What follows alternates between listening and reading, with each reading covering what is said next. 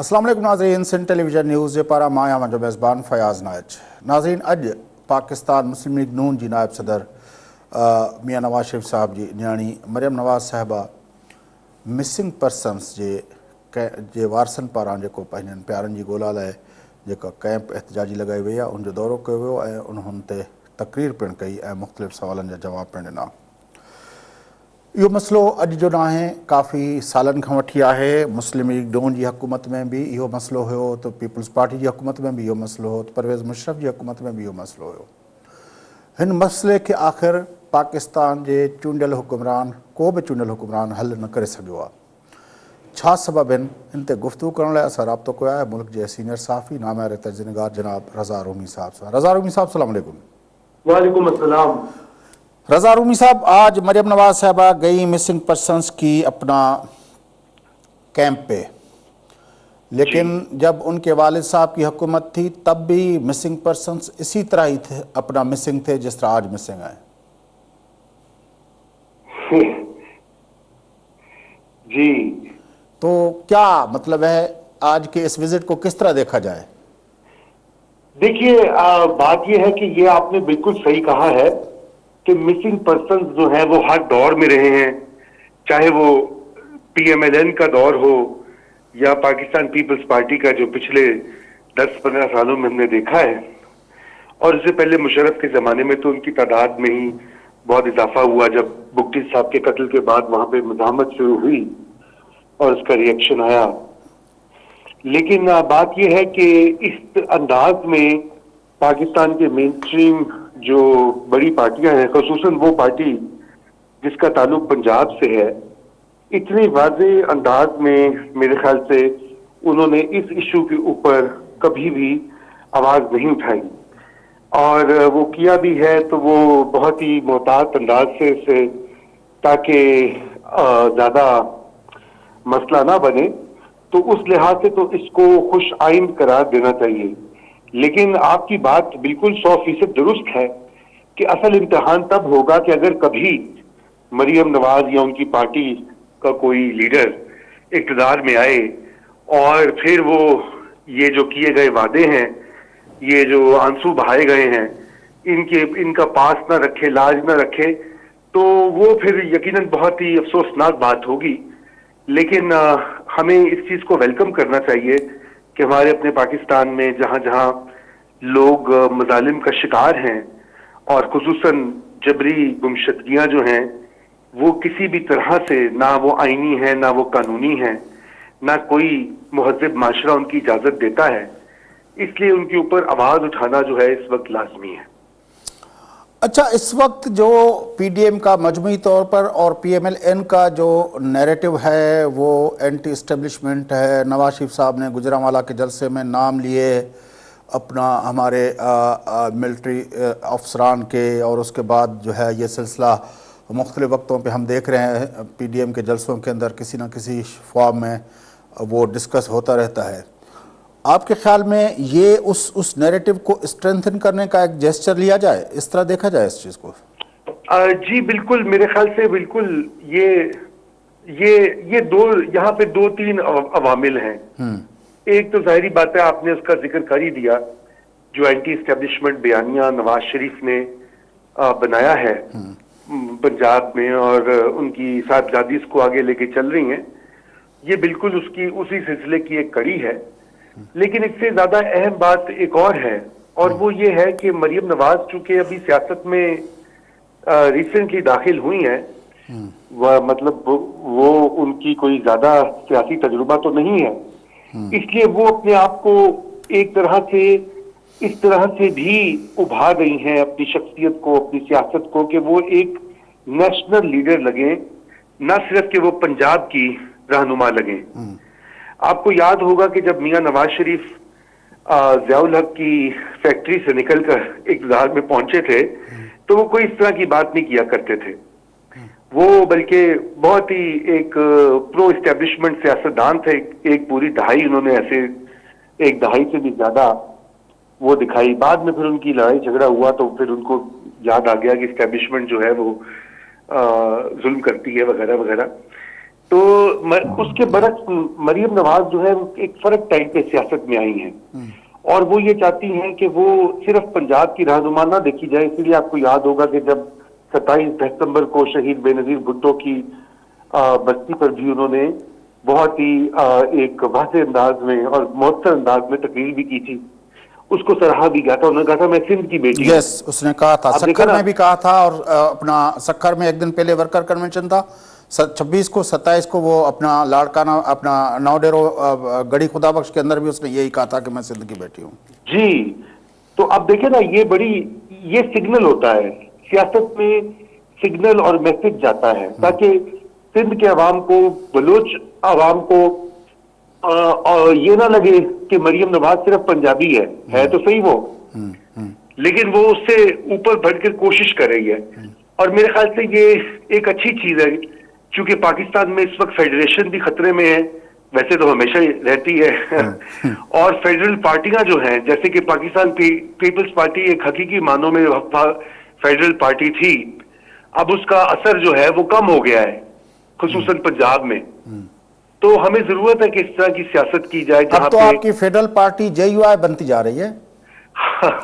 जी जी जी अच्छी आपने बात कही। तो ये सियासत, ये सियासतदान जो देखिए ना, असल में तो इस्टेब्लिशमेंट को जो मर्जी, इस्टेब्लिशमेंट ने वही काम करना जो इस्टेब्लिशमेंट करती आई है, उन्होंने तो बदलना नहीं है। बात यह कि सियासी लीडर्स को बदलना होगा, उनको एक फर्क सियासत यहाँ पे करनी होगी। और ये जमहूरियत के का जो परचम है, ये उनकी बड़ी भारी जिम्मेदारी है। तो इस वजह से मैं समझता हूँ कि मैं ये सारी जो डेवलपमेंट्स हैं, अगर आपको याद हो तो मरियम नवाज कोयटा में भी उन्होंने मिसिंग पर्सन्स के हक में आवाज उठाई थी। फिर लाहौर में बलोच स्टूडेंट्स जो थे जिनके वज़ाइफ को मनसूख कर दिया गया था, मरियम ने उनके साथ भी यकजहती का इजहार किया था। लेकिन तो जी सर, आप बात कर लें सर।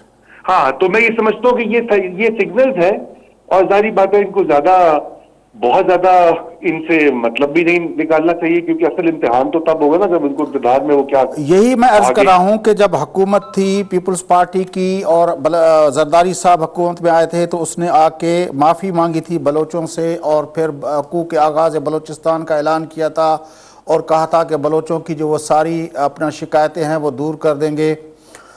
अपना नवाब रईसानी की जो हुकूमत थी उसने कोशिश की थी कि वो जो नाराज़ बलोच जिनको कहा जाता है उनको राज़ी किया जाए। फिर नवाज शरीफ की दौर में डॉक्टर अब्दुल मालिक साहब की हुकूमत में ये कोशिश की गई, तब भी ये मसला हल नहीं हुआ। तो जब भी ये पॉलिटिशियंस ये कोशिश करते हैं, लेकिन वो जो मिसिंग पर्सन वाला मामला होता है वो उनसे हल नहीं होता। हद तो ये थी कि जब नवाज शरीफ की हुकूमत थी तो ये मरियम नवाज साहबा के जो अपना सोशल मीडिया के लोग थे वो गुम हो गए थे। प्राइम मिनिस्टर खुद बार बार कह रहे थे, प्राइम मिनिस्टर नवाज शरीफ, कि हमारे लोग कहाँ हैं। इसी तरह जरदारी साहब जब यहाँ पे सिंध हुकूमत थी उनकी अपनी, तो उस वक्त उसके लोग गुम हो गए, लगारी और अशफाक लगारी और नवाब लगारी, वो खुद, और गुलाम कादिर मरी वगैरह, तो वो खुद कह रहे थे हमारे लोग हमें दे। CM चीख रहा था।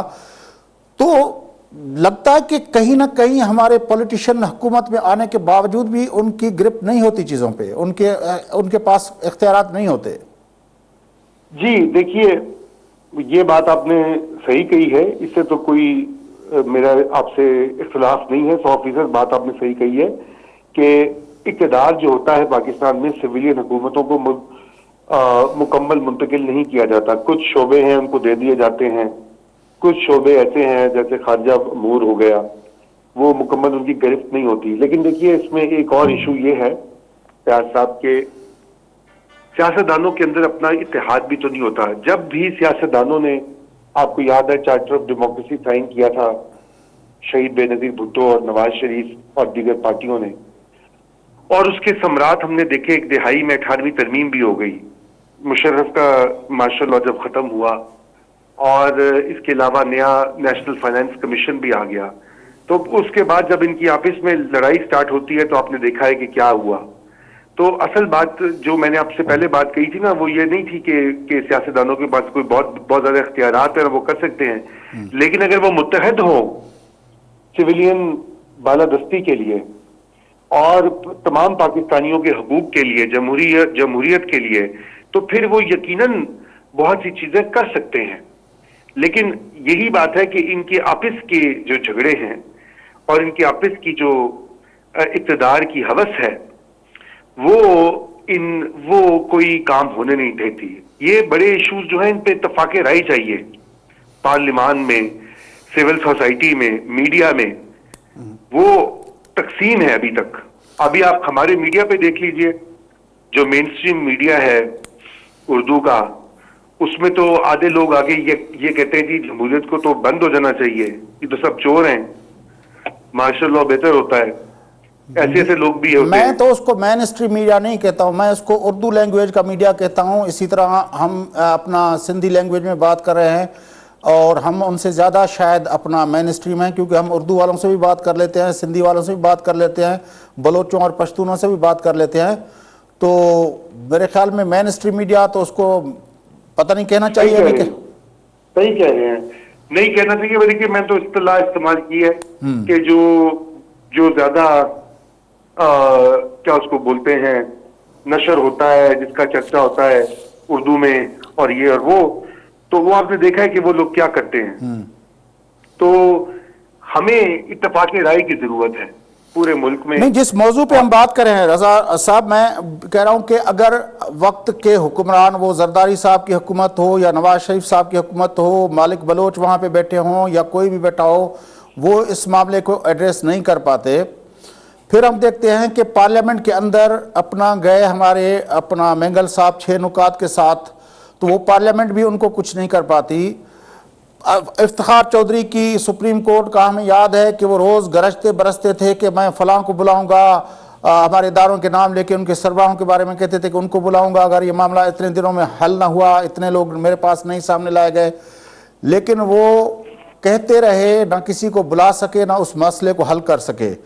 अगर वक्त के हुक्मरान ये मसला हल न कर सकें, अगर मुल्क की पार्लियामेंट ये मसला हल न कर सके, अगर मुल्क की आला अदालत ये मसला हल न कर सके, तो आप मुझे बताएं कि ये जो लोग हैं जिनको हम कभी अपना नाराज़ बलोच कहते हैं, नाराज़ सिंधी कहते हैं, कभी उनको कहते हैं कि मिलिटेंट ग्रुप हैं, कभी उनको गद्दार कहते हैं कि वो अपना अफगानिस्तान के थ्रू रहा के उस पर चल रहे हैं, जो भी हम उनको नाम दें, उनके वर्सा के पास ऑप्शन क्या है? फिर देखिए जी, ये बात जो आप कर रहे हैं, काश कि यही बात समझ आ जाए ना हमारे हुक्मरानों को, असली हुक्मरानों को, तो मसला जो है वो आधा वहीं हल हो, लेकिन वो आता नहीं है। देखिए, मैं इसमें आपको जो मैंने अर्ज की थी ना कि हमें मुल्क में पाकिस्तान में सिविल मिलिट्री ताल्लुकात की बात होती है, उसमें तवाज़ुन चाहिए। और वो तवाज़ुन जो है, वो अदम तवाज़ुन जो है, वो कुछ तो ये है कि जो हमारी तारीख है उससे जुड़ा हुआ है कि जहाँ पर एक इदारे ने हमेशा ज़्यादा उसकी चली है और चलती है और चल रही है, और अब उसमें अदलिया भी शामिल हो गई हुई है। वो इफ्तिखार चौधरी वाली अदलिया जो है, वो आपने उसके भी करतूत और कारनामे तो बाद में देख लिए थे ना, बरकों के बाद। तो मसला ये है कि ये इसके ऊपर अल्टीमेटली तो ये जद्दोजहद, जमहूरी जद्दोजहद से ही चीजें बदलती हैं। और वो जद्दोजहद जो है उसकी जिम्मेदारी तो फिर आखिर हमारी सियासी पार्टियों पर ही आती है ना। तो वो जब इसे दस्तबरदार हो जाते हैं, जब वो अपने इक़्तिदार के लिए समझौते करते हैं, जिस तरह की आप बात कर रहे हैं कि वो पार्लियामेंट में गए, मेंगल साहब 6 नुकात के लेके गए, तो पीटीआई की हक को वोट भी तो दिया ना, क्या मिला उनको?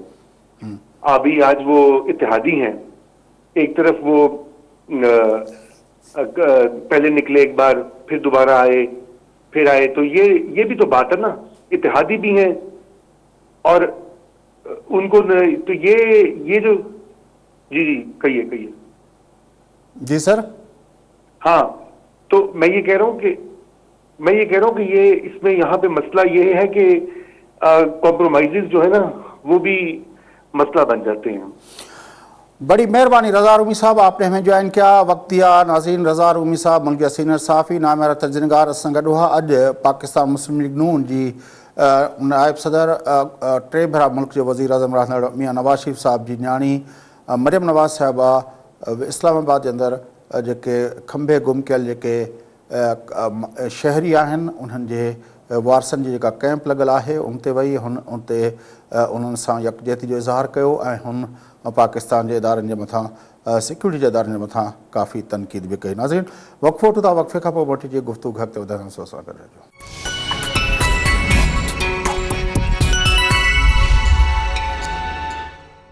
वेलकम बैक नाज़रीन, अचो प्रोग्राम जे सिलसिले खे अॻिते वधायूं, गुफ़्तगू कयूं था मुल्क जे अंदरि सेनेट जे चूंडनि जे हवाले सां। सुप्रीम कोर्ट ऑफ पाकिस्तान में जेको सदारती ऑर्डिनेंस हुयो उन हवाले सां ॿुधणी हलंदड़ आहे। ॿिए तरफ़ जेके आहे मुख़्तलिफ़ सतहुनि ते जेको आहे पंहिंजो जोड़ तोड़ जा सिलसिला, राब्तनि जा सिलसिला बि हलनि था पिया। अॼु जेको आहे स्क्रूटनी थी उन्हनि कागज़नि जी ऐं काफ़ी उम्मीदवारनि जा कागज़ जेके आहिनि उहे बहाल थिया, पर वफ़ाक़ी गादी वारे हंधि यूसुफ रज़ा गिलानी अॻूणे वज़ीर आज़म उन जे कागज़नि जे हवाले सां जेके एतिराज़ हुया उन ते ॿुधणी मंज़ूर कई वई। हिन सॼे मंज़रनामे ते गुफ़्तगू करण लाइ असां राब्तो कयो आहे मुल्क जे सीनियर सहाफ़ी नामियारे तर्जुमेगार जनाब रज़ा खटरी साहिब सां। रज़ा खटरी साहिब सलाम अलैकुम। वालेकुम सलाम फयाज़ साहब। रज़ा खटरी साहिब, कीअं था ॾिसो सुप्रीम कोर्ट ऑफ पाकिस्तान हिकु दफ़ो ॿीहर मुल्क जे सियासी पार्टियुनि जे जेके ख़्वाहिशूं आहिनि ऐं उन्हनि जूं जेके ज़रूरतूं आहिनि उन जे लाइ मैदान जंग बणियल आहे? वॾी महिरबानी फयाज़ साहब। असल में हिकिड़ी ॻाल्हि ज़हन में रहे त हिन वक़्तु हिकु तरफ़ सुप्रीम कोर्ट आहे, ॿिए तरफ़ इलेक्शन कमीशन आहे।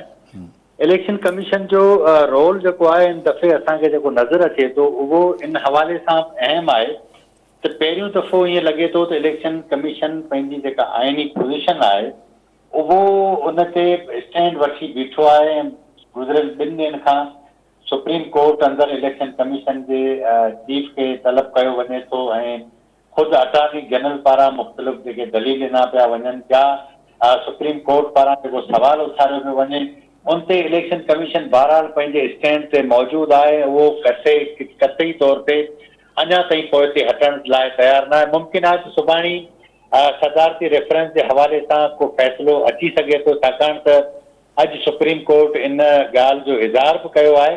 पर इन में जेका सॼी ऐं गेम आहे उहा इहा आहे त अॼु इतफ़ाक़ इहो आहे त यूसुफ रज़ा गिलानी जा जेके नामज़दगी वारा काग़ज़ हुया उन ते तहरीक इंसाफ़ जे 2 उम्मीदवारनि एतिराज़ उथारियो। इतफ़ाक़ आहे त आउं अॼु उन सॼी कार्रवाई जे अंदरि मौजूदु बि हुयसि त तहरीक इंसाफ़ जे वकीलनि या उनजा जेके उम्मीदवार उन्हनि जेको मौक़िफ़ अख़्तियार कयो आहे उहो बि ईअं ई साॻियो ज़ैबाइशी क़िस्म जो आहे जीअं तहरीक इंसाफ़ जे पारां मुख़्तलिफ़ ॿियनि सियासी मामलनि ते अख़्तियार कयो वेंदो आहे। अॼु ॾाढी अहम सूरत हाल इहा बि त यूसुफ रज़ा गिलानी ख़ुदि पाण उते मौजूदु हुयो ऐं उन सुप्रीम कोर्ट जा मुख़्तलिफ़ हवाला ॾेई इन्हनि जे वकीलनि खे नॉकआउट कयो। लॻे ईअं थो त PTI जे लाइ वॾो मसइलो यूसुफ रज़ा गिलानी इन करे बणियल आहे त छाकाणि त जेकॾहिं वफ़ाक़ी हुकूमत अंदरि क़ौमी असेंबली अंदरि जेकॾहिं यूसुफ रज़ा गिलानी सेनेट जी चूंड में कामयाब थी थो वञे त तव्हां सम्झो त ख़ुदि तहरीक इंसाफ़ जी जेका हुकूमत आहे या इमरान ख़ान जी जेका अहलियत आहे या उनजी जेका अक्सरियत आहे ऐवान जे अंदरि उनमें सवाल पैदा थी पवंदा ऐं को मुमकिन आहे त PTI जी जेका अख़लाक़ी हैसियत आहे उहो घणी कमज़ोर थींदी, पर PDM खे तमामु घणो फ़ाइदो थींदो।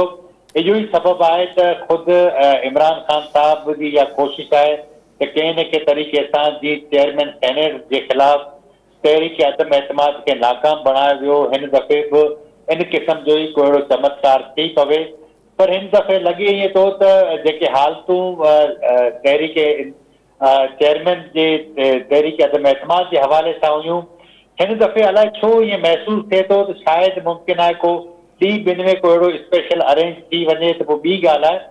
पर हिन वक़्त ताईं सूरत हाल ॾाढी कंफ्यूज़ आहे। इन करे त इलेक्शन कमीशन जो जेको रवैयो आहे उहो सुप्रीम कोर्ट जे बिल्कुलु उबतड़ नज़र अचे थो ऐं उन मां लॻे ईअं थो त इलेक्शन कमीशन हर सूरत चाहे थी त आइन जी जेका अमलदारी आहे या जेको आइन चवे थो उनखां पोइ ई जेको आहे सो ओपन बैलेट थिए, छाकाणि त हिन वक़्तु आइन जी मौजूदगी में ओपन बैलेट जो इम्कान नज़र नथो अचे। या सुप्रीम कोर्ट उन ते पंहिंजी का ऑब्जर्वेशन ॾे, को फ़ैसिलो अहिड़ो करे, पर उन में ख़ुदि पॉलिटिकल पार्टी तव्हां ॾिठो हूंदो त राति देरि सां नून लीग जो अहम इजलास थियो आहे जंहिंमें नवाज़ शरीफ़ साहिब लंडन खां शरीक थियो आहे, हितां मरियम नवाज़ हुई या ॿी हूंदी अहम लीडरशिप हुई, उन्होंने वाज़े तौर ते इहा ॻाल्हि कई आहे त सुप्रीम कोर्ट जेकॾहिं आइन खां मथां को फ़ैसिलो कयो त असां उनखे क़बूल न कंदासीं।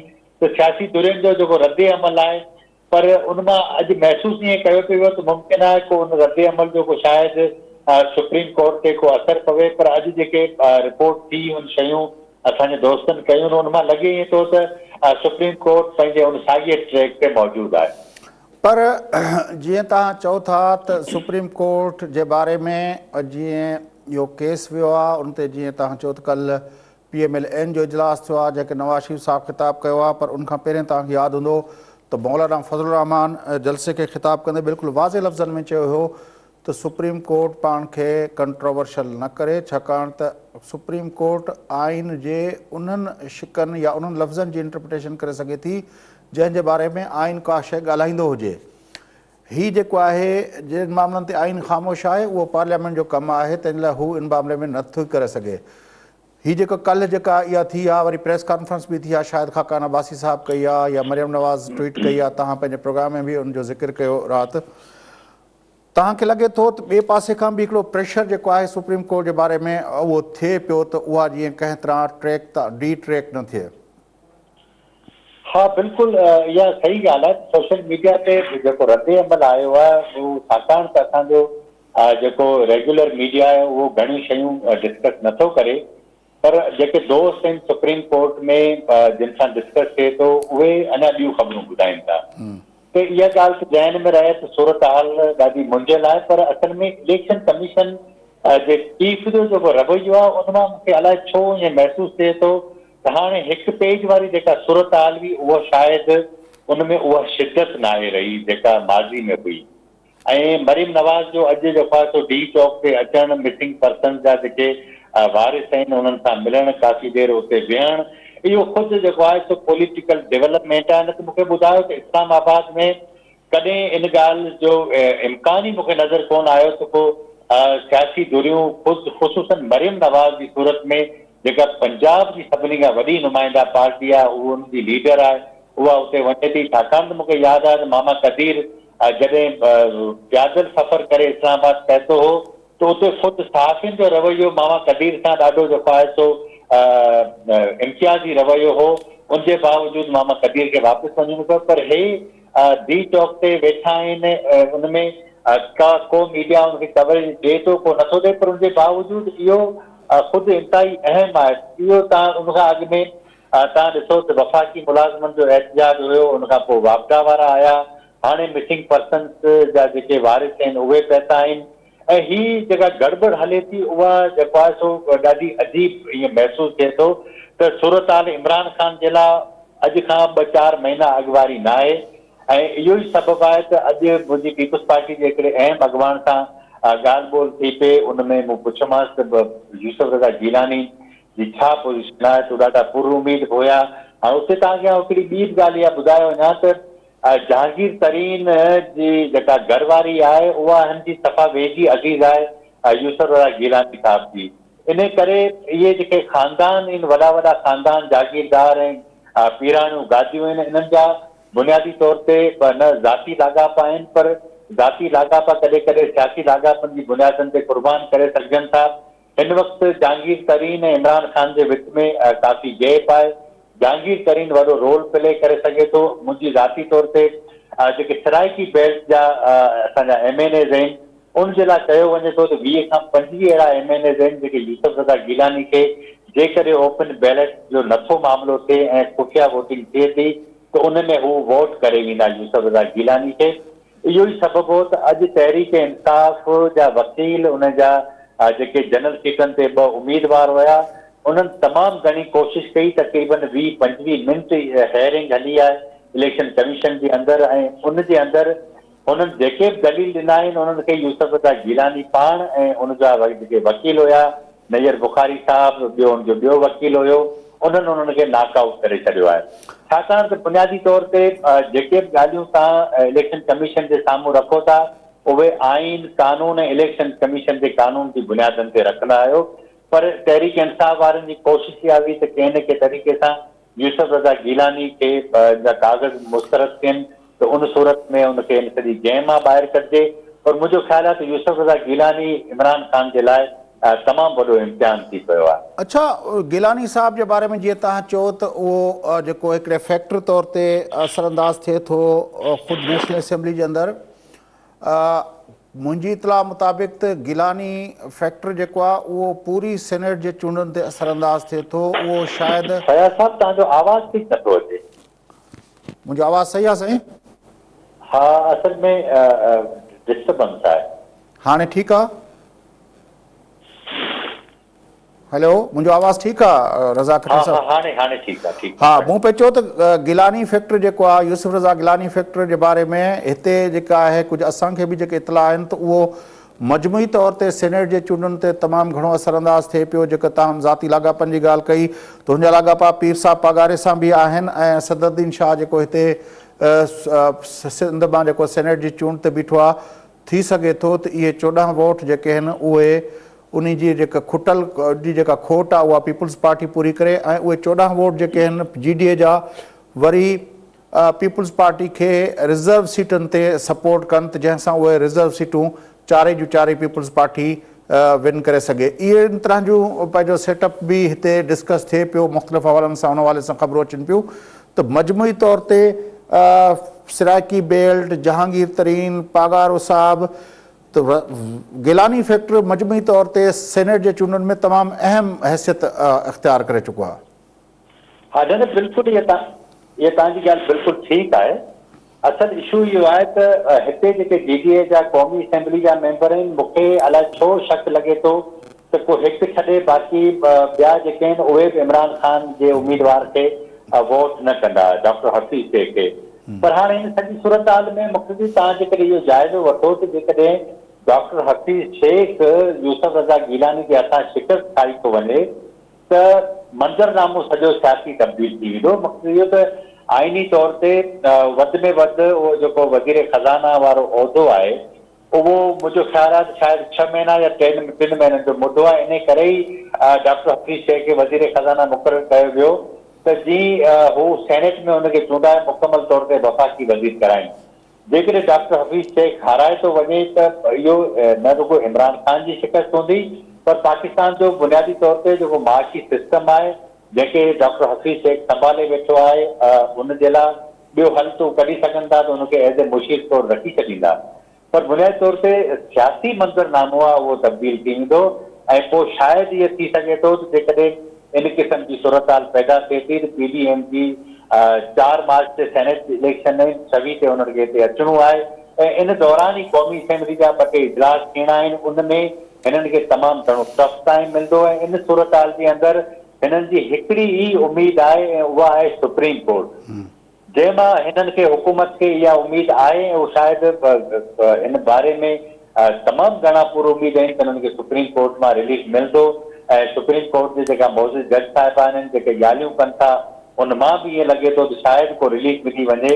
उन खां पोइ सूरत हाल मुमकिन आहे। पर रज़ा खत्री साहब, तव्हां बि इनखे ऑब्ज़र्व कंदा रहिया हो, असां बि ॾिसंदा रहिया आहियूं केतिरा दफ़ा सुप्रीम कोर्ट जे अंदरि हियरिंग दौरान जज साहिबान जा रिमार्क्स हिकु तरफ़ वञी रहिया हूंदा आहिनि पर फ़ैसिला बिल्कुलु डिफरेंट क़िस्म जा अची वेंदा आहिनि। उन्हनि रिमार्क्स जे जेका लाइन हूंदी आहे उन मां जेको माण्हू नतीजा कढी रहियो हूंदो आहे, फ़ैसिला आख़िरी जेके फ़ैसिला ईंदा आहिनि उहे उनजे बिल्कुलु बरक्स ईंदा रहिया आहिनि। इहा बि असां रिसेंट पास्ट में सुप्रीम कोर्ट जी रिवायतुनि में ॾिसंदा रहिया आहियूं। न उहो तव्हांजी ॻाल्हि, इहा ॻाल्हि बिल्कुलु ठीकु आहे, पर असल में सर थी ईअं थो त हिकिड़ो बिहेवियर ॾिसबो आहे जेके ॿुधणियूं हूंदियूं आहिनि उन दौरान। सो जेको हेसि ताईं सूरत हाल आहे, जेके ॿुधणियूं थियूं आहिनि, जेके असांजा दोस्त हिते मौजूदु आहिनि उहे त बिल्कुलु ॿुधाइनि था त हुकूमत जेको कुझु चाहे थी मुमकिन आहे उनखे जो सुप्रीम कोर्ट मां उनखे को सामान मिली पवे जंहिंजी बुनियादनि ते हू सेनेट इलेक्शन में को कामयाबी हासिल करे सघे। पर पाकिस्तान जे सियासी मंज़रनामे में ॿिया इदारा जेको आहे पंहिंजो तमामु घणो किरदारु अदा कनि था। इलेक्शन कमीशन जी सूरत हाल मूं तव्हांखे ॾसी आहे, पर सुप्रीम कोर्ट मां मूंखे अलाए छो लॻे थो त हुकूमत खे जेका उमेद आहे मुमकिन आहे उहा थी वञे, पर जेकॾहिं ईअं थियो त पोइ सियासी पार्टियुनि जो रद्द अमल ॾाढो सख़्तु हूंदो। पर जेका सुप्रीम कोर्ट आहे उन जे बारे में जेको चयो पियो वञे त उहो जेको असांजी PDM जी पार्टियूं जेके उन जे लाइ ॿोली इस्तेमालु पियूं कनि त नज़रिया ज़रूरत खे वरी ज़िंदा न कयो वञे। जेकॾहिं सुप्रीम कोर्ट बकौल PDM जे अहिड़े क़िस्म जो फ़ैसिलो ॾिए थी जेको नज़रिया ज़रूरत खे ॿीहर ज़िंदा करण जे बराबरि आवाज़ ठीक नथो अचे। मूं चयो जेके ॿिया इदारा आहिनि उन्हनि जो छा मूड आहे? इलेक्शन कमीशन हिकु तरफ़ हिकिड़ो मूड थी ॿुधाए, सुप्रीम कोर्ट ॿियो मूड थी ॿुधाए। मुंहिंजो ख़्यालु आहे त सभु ॻाल्हियूं तव्हांजे उन स्क्रीन ते करणु वॾो इशू आहे, छाकाणि त उहो मुमकिन आहे तव्हांजो प्रोग्राम बि बंदि थी वञे। सो मूंखे इहा मुंहिंजी ख़्वाहिश आहे तव्हांजो प्रोग्राम जारी बि रहे।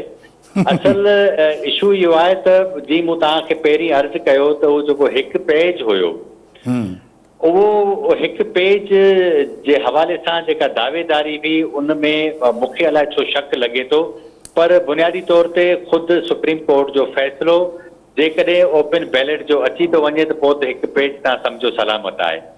जेकॾहिं ओपन बैलेट वारो फ़ैसिलो हुकूमत जे हक़ में नथो अचे त पोइ तव्हां सम्झो त सूरत हाल तब्दील थी चुकी आहे। IMF जो नुमाइंदो सम्झो वेंदो आहे हफ़ीज़ शेख, तव्हांजे ख़्याल में हिन वक़्तु पाकिस्तान IMF वटि आहे, उहे को इंटरवीन करे सघनि था?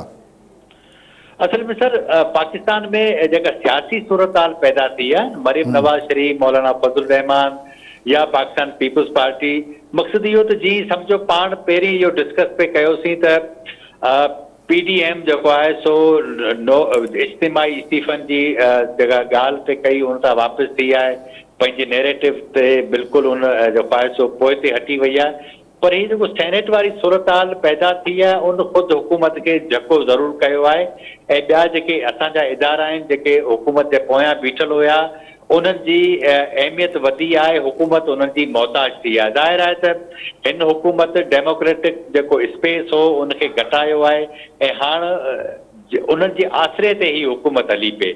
हाणे हिन सूरत हाल में ख़ुदि उन्हनि इदारनि जी अहमियत वधी वई आहे। हुकूमत जी चाहींदी ईअं न करे सघंदी। इमरान ख़ान ज़ाती तौर ते जेका टिकटनि जी विरासत कई आहे उनजे अंदरि ख़ुदि उनजी पार्टी जे अंदरि वॾी बग़ावत मौजूदु आहे, पख्तूनख्वा जे अंदरि मौजूदु आहे, सिंध में तव्हां ॾिसो था उते बग़ावत मौजूदु आहे, ख़ुदि इस्लामाबाद जे अंदरि जेका सूरत हाल असीं ॾिसूं था उनजे अंदरि बग़ावत मौजूदु आहे।